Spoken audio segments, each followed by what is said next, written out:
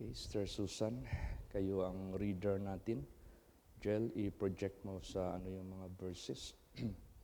Basahin po natin ang Psalms 119 verse 60. Praise the Lord. I made haste and delayed not to keep thy commandments. Praise the Lord. Yes. Itong ating pag-keep ng kanyang mga kautusan, hindi po natin ito pwede i-delay. We should not delay it. Bakit? Dahil sinabi dito, I made haste and delayed not to keep thy commandments. Kasi pag dinelay natin yung pagsunod nito, that is already tantamount disobedience. Delayed obedience is disobedience. Pag yan ay hindi mo kaagaran sinunod o kaya pinagsisihan ang mga pagkakamali at talikdan agad at sundin ang kanyang commandments. Pag hindi natin ginawa yan, that is disobedience sa harapan ng ating Panginoong Diyos. Hindi natin pwede na i-delay ang pagsunod sa kanyang inuutos sa atin. Yung mga anak ng Diyos dito sa Bible, bakit sila pinagpala ng Diyos? Bakit sila niligtas ng Diyos? Sa raming populasyon sa buong mundong ito, iilan lamang sila ang pinakitaan ng Diyos kahit pa man ang kanyang kaligtasan. Paano? Mas marami kasi ang mga tao walang pananampalataya sa Diyos. Keso hindi nila nakikita ang Diyos, keso hindi visible ang Diyos sa langit, ayaw nila. Kaya ang mga tao may tinatawag na to see is to believe. Kaya nga, sinaway ng Diyos si Thomas. Alaala ninyo nung na-resurrect na si Lord Jesus Christ at nagpakita na siya sa kanyang mga disciples and it so happened absent si Thomas. Nung malis na si Lord Jesus, sinabihan na siya ng mga disciples, Jesus, our Lord, our Master resurrected. He appeared unto us. We have seen Him. Nakita namin siya. Ano sabi ni Thomas? Unless I can see the nail prints in His hands, unless I can pierce His side, that's the time I will believe. So Thomas, yung kanyang principle, to see is to believe. Now, nung unang panahon, ang daming napahamak sa panahon ni Noah, ang daming napahamak sa cities ng Sodom and Gomorrah. Dahil ang mga tao doon, walang faith sa Diyos. At kung meron man sigurong faith, hindi naman sumusunod. Kaya nga, delayed obedience is disobedience. So sa buhay natin, hindi pwede na magkaroon tayo ng delayan sa pag-obey sa Kanya. Tingnan mo si Abraham. Basahin natin. Genesis 12:4. Praise the Lord. So Abram departed as the Lord had spoken unto him, and Lot went with him. And Abram was 75 years old when they departed out of Haran. Praise the Lord. Yes. Pag sabi ng Diyos sa kanya, he departed.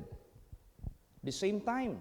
Nung narinig niya ang mensahe ng Diyos sa kanyang buhay, at the same time, the same hour, umalis kaagad siya. Walang hesitation.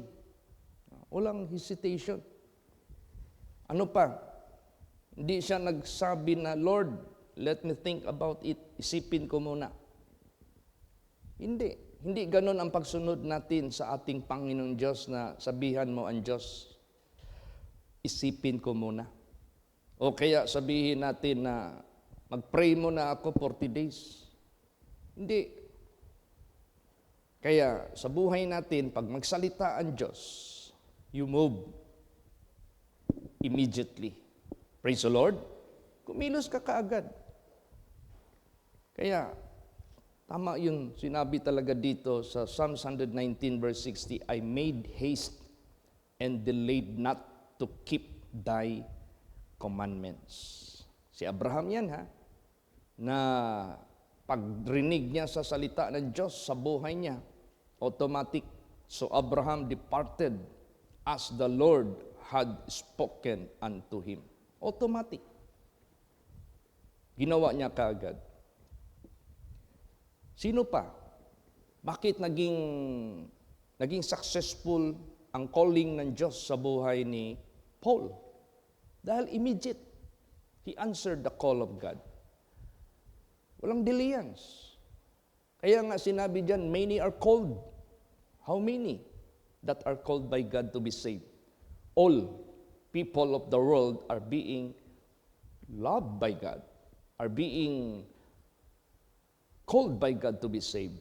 Pero anong sinabi sa banal na salita ng Diyos? Many are called, but few are chosen.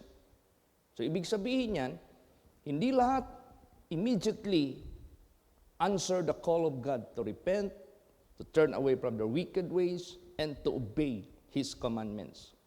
Konti lang. So, ang daming tinawag na maging disciples ni Lord Jesus when in fact, He fed 5,000, 4,000, 7,000, 10,000. These are the called during that time na nakikinig sa kanyang mga banal na salita to be His disciples. But how many of them left? Ilan lang naiwan sa kanila? -1 pa, si Judas Iscariot. Bakit? Because of the delayance of their response to the call of God to keep His commandments. O, di ba? Si Paul, isa siya na, bagamat si Paul was last of the disciples of Jesus Christ, huli na siya ba? Marami nang nauna. Pero dahil immediate ang kanyang pag-response sa utos ng Diyos sa kanya, na inutos sa kanya, successful. Ganon din sa buhay natin. You want to be successful sa calling ng Diyos sa buhay mo? Then as you hear His voice through the words of God, immediately obey. Immediately do. You move kaagad. Basahin natin si Paul. Acts 9 verse 6. Praise the Lord. And he, trembling and astonished, said, Lord, what wilt thou have me to do? And the Lord said unto him, Arise and go into the city, and it shall be told thee what thou must do. Praise the Lord. Arise. Ito yung calling ng Diyos kay Paul. And he, trembling and astonished, said, nagtaka na siya. Because while in the way to Damascus, the way which is called Beautiful, makita niya yung liwanag sa langit as brighter than the sun. So pagkita niya sa liwanag doon sa langit, tumama sa kanyang mga mata, nahulog siya sa kabayo. Paghulog niya sa kabayo, pagdilat niya, wala na, bulag na siya. Nung nabulag siya, narinig niya yung tinig ng tinig na sa langit. Pati yung mga kasamahan niya, nakarinig, pero hindi nila makita kung sino nagsasalita. At sabi ng Diyos, Saul, Saul, why hast thou persecutest me? It is hard for you to kick against the pricks. Sabi naman ni Saul, Who art thou, Lord? I am Jesus, whom thou persecutest. When in fact, Jesus was not persecuted by Paul personally because Paul was not there when Jesus is still with His disciples in the flesh. Anong ibig sabihin ni Lord Jesus that He was persecuted by Saul? Yung mga apostles na pinersecute niya, yung mga believers na pinersecute niya, that is already considered ang pinersecute mo si Jesus. Tulad sa buhay natin. Pag sumusunod ka sa ating Panginoong Hesukristo and you suffer persecution for the sake of His name, for the sake of the gospel of the kingdom of God, pag may nagpipersecute sa iyo, they are persecuting Christ. Si Jesus mismo ang pinipersecute. Kaya, anong response ni Saul nung na-realize niya na si Jesus pala ang pinipersecute niya? Nagising siya, pero hindi pa siya nakakita, bulag pa rin siya. Kaya ito na yun. And he, trembling and astonished, said, Lord, what wilt thou have me to do? Anong gagawin ko? Sabi ni Saul. Hindi yung sinabi ng Diyos na after a month, do this, do that. Hindi. Ang sagot dito, and the Lord said unto him, arise and go into the city. Immediate. Kaagad-agad. Prompt. Nandyan kaagad. And it shall be told thee what thou must do. Tayo, sa buhay natin, kung sino yung mga alagad ng Diyos, dinadaloy ng Diyos sa kanila yung dapat mong gawin. Hindi kayo magpilosopo tayo. Ay, si Pastor Chito man lang yan nagsasalita, si Pastor Tam man lang yan. Tao lang din yan sila. O di hindi na sana utusan ni Lord Jesus si Saul na magpunta doon sa kanyang alagad dahil yung alagad niya ang magsasabi sa kanya anong gawin niya. O kaya importante, yung mga alagad ng Diyos, dahil sa kanila dinadaloy ng Diyos, anong ipagawa sa mga anak ng Diyos? So, arise and go into the city, and it shall be told thee what thou must do. Alam mo, sino ginamit dito? Si Ananias. Nung nakita na sila ni Ananias, pero before Ananias meet Saul, binigyan siya ng revelation ng Diyos. Ananias, go to this house and find whose name Saul, Saul of Damascus. He is a chosen vessel of mine. Sabi naman ni Ananias, Lord, I heard about that person. Ano itong taong ito? Kasi nagpipersecute ito sa amin, sa mga believers mo. Sabi niya, go. Immediately. Hanapin mo siya. Chosen vessel ko siya. Yan ay yung ibig sabihin ni Lord Jesus Christ na pumunta ka sa syudad, sasabihan ka anong gagawin mo. So si Ananias, inutusan ng Diyos as servant of God to tell what Paul must do. So, yun. Pinarihan siya. Yung kanyang mata, na may nahulog doon na parang scale. Parang katarak ba? Nahulog. Siguro sa kakaiyak niya, nahugasan yung mata niya, nakakita na siya. Nung nakakita na siya, kasama niya si Ananias, nag-advise na sa kanya. Ano ang immediate na sinabi ni Ananias sa kanya, na huwag ka nang magbagal-bagal. Ito na ang gawin mo. Basahin natin. Acts 22 verse 16. Praise the Lord. And now, why tarriest thou? Arise and be baptized, and wash away thy sins, calling on the name of the Lord. Praise the Lord. Yes. Ano pang hinihintay mo? Tumayo ka na at magpabautismo ka na para mahugasan ang iyong mga kasalanan at tumawag ka sa pangalan ng Panginoon. Yan. Yan ang gusto ng Diyos sa buhay natin. Pag ikaw ay na-enlighten, pag ikaw ay na-bless sa Word of God at naintindihan mo na ang buhay mo na before you encounter na ginamit ng Diyos ang servant niya na maghayag sa iyo, mag-pray sa iyo, kung ano man yung miracle, ano man yung mga works of God sa paggamit ng alagad sa iyo, tapos nagpatuloy ka sa banal na salita ng Diyos, gagamitin sila para anong gagawin mo. Ang dami ng mensahe na narinig mo, then huwag ka nang mag-delay in your decision to be baptized.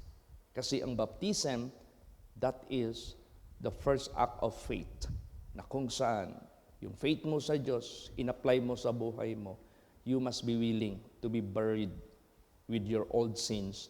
And after that, you must be resurrected with a new life that you must walk in the newness of life. Yan ang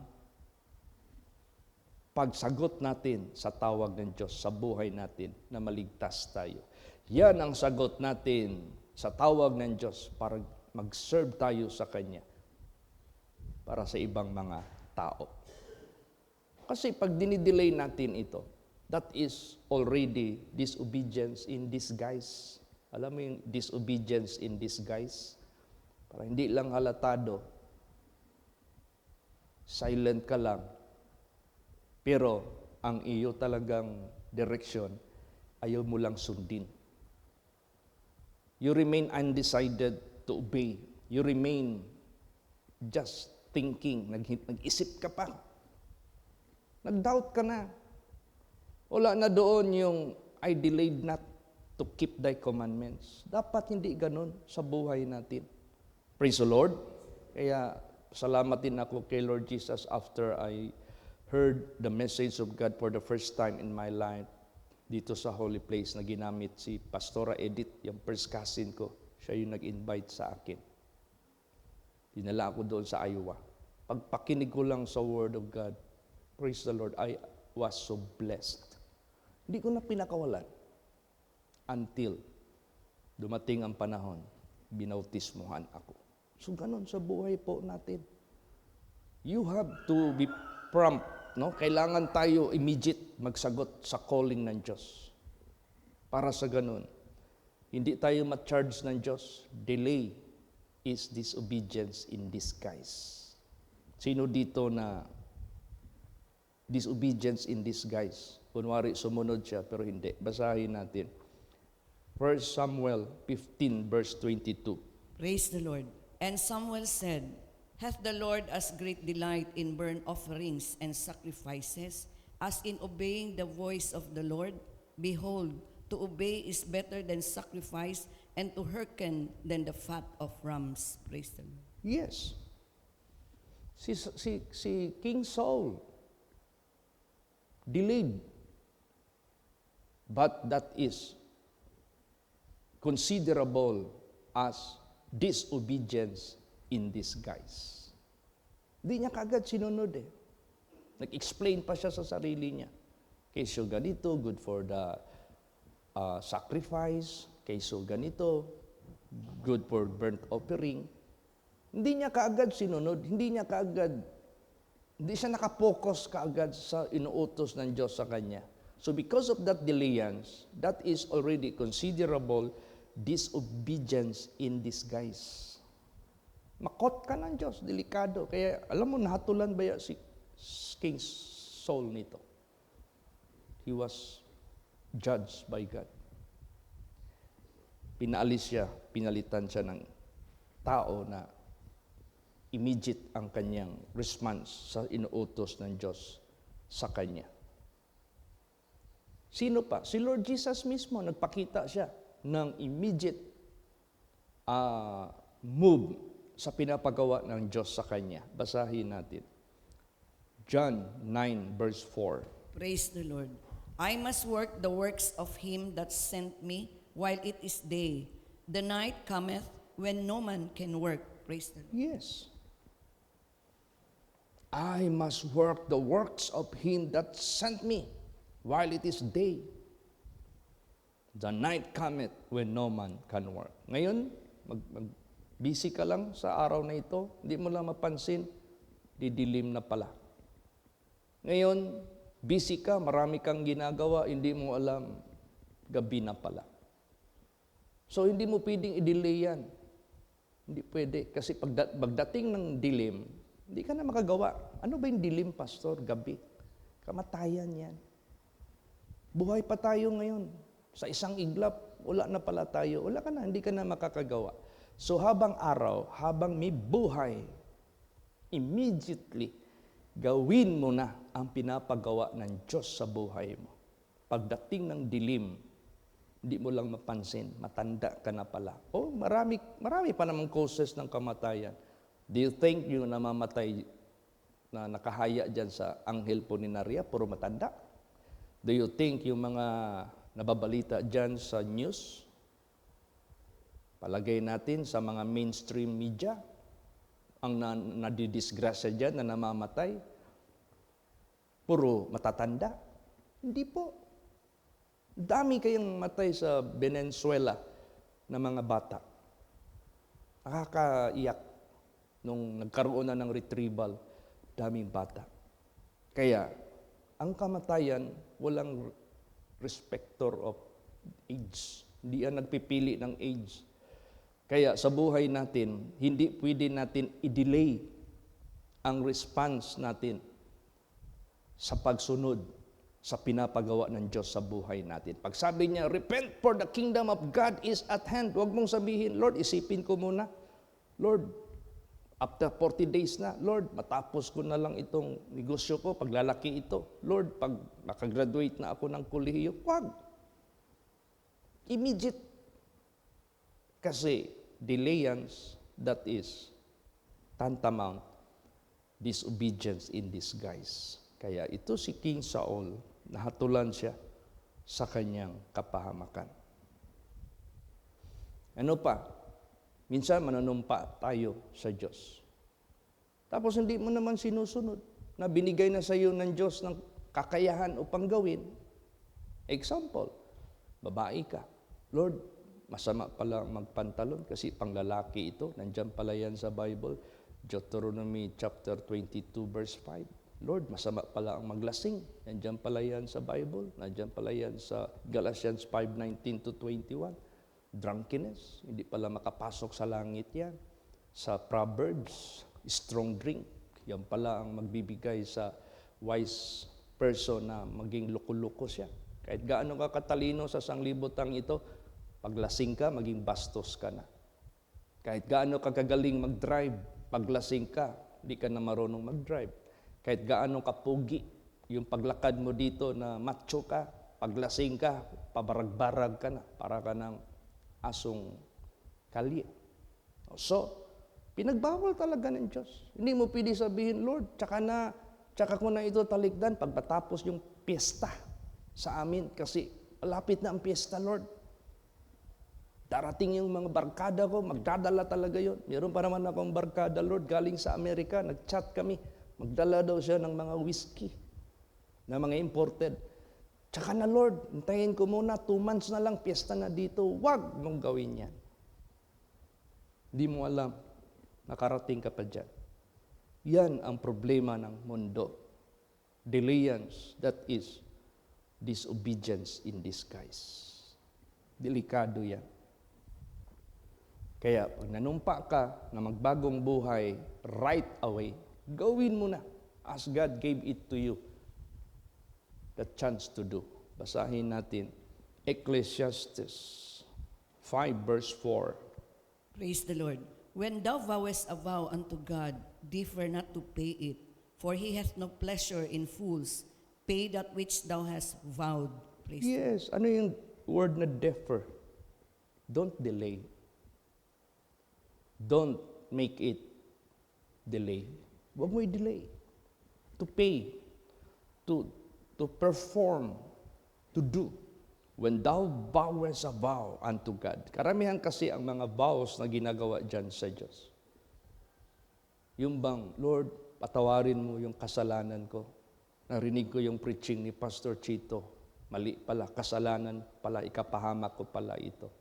Patawarin mo ako. So, nagbow ka na. Hindi ko na gagawin uli. Tapos, kinabukasan, ginawa mo uli. Sunod linggo, ganun ka pa rin. Sunod buwan, ganun ka pa rin. Wala. Delikado yan. Walang pleasure ang Diyos sa mga fools. Bakit fools? You just made a vow, maya-maya kinalimutan mo. You just made a vow, maya-maya hindi mo na naalaala. Hindi mo ginawa. Kaya ang resolve, para hindi ka mahulog sa mali na direksyon, defer not to pay it. Huwag mong tagalan, huwag mong bagalan. Alam mo yung papa ni Sister Susan Tan Lasya? Nung kinulam yan, alam mo yung papa niya, ano ito? Priest ng mga Chinese. Isa siyang pari ng mga Chinese na community dito sa Davao City, yung tinatawag nilang Yu Oy Tong. Yung Yu Oitong, organization niya ng mga Chinese dito sa Davao City. Siya yung pinaka-priest. At siya rin yung inaasahan nila magsulat ng Chinese characters, yung mga banners. Magaling yung papa niya magsulat. So, siya yung priest ng mga Buddhist. Kinulam man yan. Di man siya napagaling ni Buddha. Sino yung Diyos nila? Si Brad Ruben, membro natin dito. First missionary dito sa Holy Place after Pastor Samuel Gabre was taken. Siya yung pinakaunang naging missionary. Nag-resign yan sa Maxima as engineer, mechanical engineer. Nag-resign yan, nag-serve sa Diyos. Hindi basta-basta. Nagkasakit yung papa niya. Si Sister Susan, wala pa yan. Nandoon pa yan sa Hong Kong. Persecutor pa yan noon sa mga pamangkin niya. Hindi pa niya alam eh. So, dinala ni Brad Ruben tsaka ni Sister Nining yung papa ni Brad Ruben. Kasi, nagpopo na ng putik. Takot na siya, parang di na niya matakasan yung immediate death. Magpopo ka ng putik. Delikado yan. So, kinig siya ng Word of God. Lumapit siya dito. Sabi ni Angkong, tinanong ko si Angkong, unsa man mo gusto? Ingon siya, ako gusto, ayo ako sakit. Ako libang lapok. Sige, barang lagi daw. Kung ikaw tuo kay Jesus, tuo ko. Napansin ko man, meron mang bulsa dito. Tapos may nakasiksik na bataan, isang kaha. Alam yung bataan? Ingo, kung ikaw gusto ayo, Jesus, ikaw surrender imo sigarilyo. Honest din yung tao na yun. Sabi niya sa akin, ako dili na pwede undang sigarilyo. Ako sugod 14 years old. Ako sigarilyo. Karon tiguang nako. Di na ko pwede undang. Kung negosyo palugi ko undang. Ay, gano'n man yung mga istorya ng mga pilosopo. Giprangka ko rin siya. Giprangka man din siya. Diprangkahan din kita. Pili ka. Unsay imo gusto. Buhi, patay. Kuyawan siya. Gusto ka buhi, surrender. Gusto ka patay, ayaw, surrender. Padayon lang. Siguro nag-isip din siya. Mamatay man pala siya pag hindi surrender. Kinuha niya yung isang kaha na bataan sa bulsa niya. Sa harap ko, immediate ang response niya. Anong ginawa niya sa harapan ko? Hinawakan niya yung isang kaha. Twist niya. Mura siyang naglubag o nilabahan ba? Putol. Nangahulog lagi itong mga sulod. Ayun ko, Brad Dodong, kuha dayon og traskan. Guwian niya. Ampuan ako siya. Pag uli niya balay, wala na lapok ni gawas sa iyang pupo. Immediately, he was healed. Praise the Lord. Oto, nagsakit yung misis, wala siya layang yagtuan. Holy place, good. Oto, after sa prayer, naayos siya. Masugatan, masalubong ko dyan. Nag-bike man yung lagi sa downtown. As exercise siguro niya. O, diba? Kaya gusto ng Diyos yung don't delay to keep His commandments. Praise the Lord. Immediately do it. Para immediate din yung sagot ng ating Panginoon Diyos. Kasi hindi natin alam, bukas buhay pa ba tayo? Next week buhay pa ba tayo? Kaya sabi ni Jesus Christ, I must. You know what word must?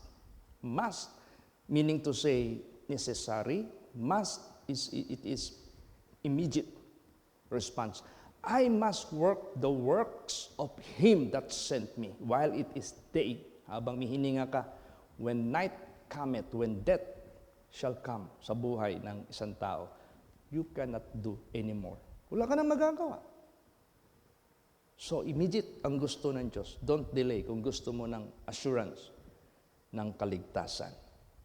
Huwag mong ipagmayabang bukas, huwag mong ipagmayabang next week, huwag mong ipagmayabang when you will have plenty of money already. No. Immediate.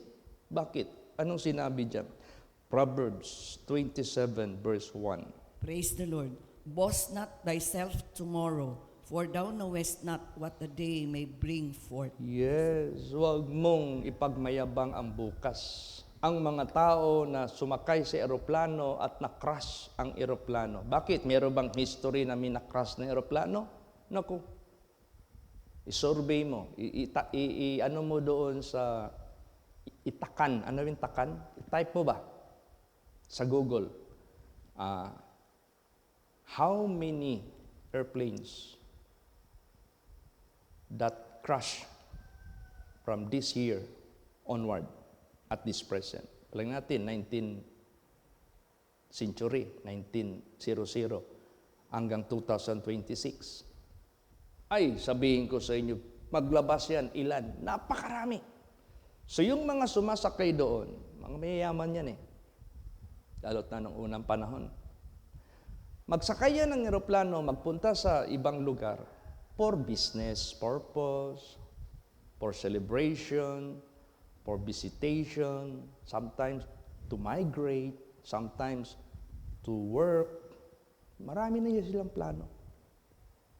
Meron silang planner na 1 month, meron silang planner na whole year.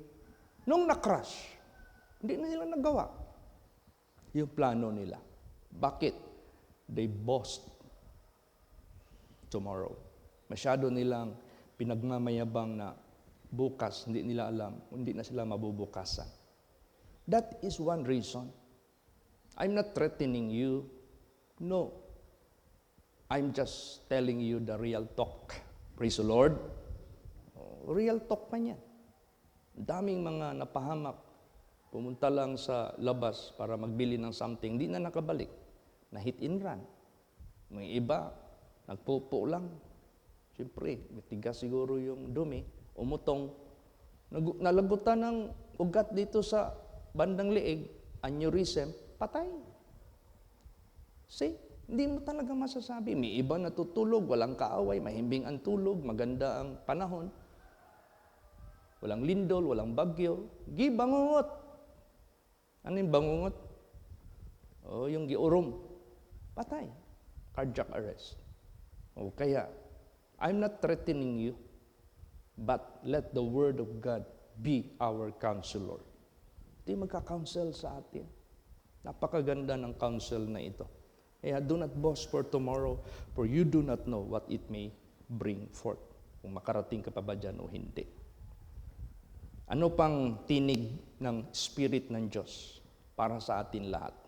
Last verses, pakibasa. Hebrews 3, 7 and 8. Praise the Lord. Wherefore, as the Holy Ghost said, today, if you will hear His voice, harden not your heart, as in the provocation, in the day of temptation, in the wilderness. Praise Yan. Kailan nangyari itong provocation na nangyari sa wilderness? That they tempt God to get angry against them. Kasi ang dami ng sinabi ang alagad ng Diyos na ihahatid tayo sa land of promise. Ang mga tao, matigas ang puso, matigas ang ulo. Gusto pa rin babalik doon sa Egypt. Gumawa pa sila ng mga idols na mag-lead sa kanila. Samantalang nakita na nila yung Diyos nila na kahit hindi nakikita, gumagawa ng deliverance. Ano magawa ng mga idols na yan? Kung di mo yan buhatin, di yan makalakad. Kung di mo yan buhatin, di yan makarating sa isang lugar. Dead, that is dead. That is lifeless.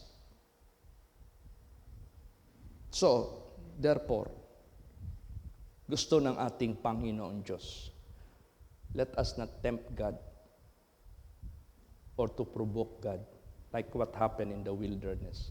Kung i-account mo yung mga namatay sa wilderness, for 40 years na nag-exodus sila doon, ay grabe, halos maubos ang 2 million. Warning yan ng Diyos sa atin. God does not respect any number of people. Hindi niya rerespetuhin yung number of people. Ilan ang namatay sa panahon ni Noah? 8 lang sila ang naligtas. Ilan ang namatay? Approximately 385 million in population. That is already computed by the scholars. Approximately lang. Based on the every generation, ito ang pag-multiply ng tao. Kaya, napaka-importante pala ang immediate response natin to obey the commandments of God.